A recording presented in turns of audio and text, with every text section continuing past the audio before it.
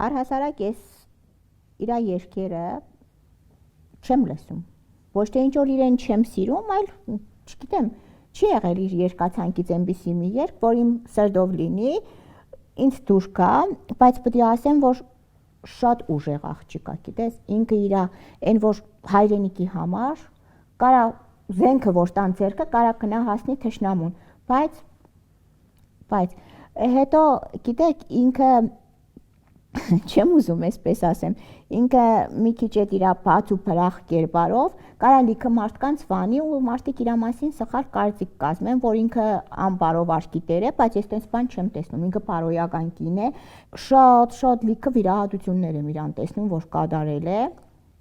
որպես մարդ, էլի եմ ասում, իրան վատ մարդ չեմ տեսնում, ես ներկապահին իր կողքին տղամարդ եմ տեսնում, ոչ օֆիցիալնի ամուսին, այլ ընկեր, սիրած մարդ, բայց պետք է ասեմ, որ ճակատագրով Աստված իրան 2 փալիկ է տվել, ու ես իրան տեսնում եմ, որ ապակայում ամուսնանալու է, 2 փալիկ է ունենալու, ու գալու է մի հատ բա, որ ինքը իր այս երկելը թողնելու է, ինքը ինչքան էլ սիրի իր Հայաստանը,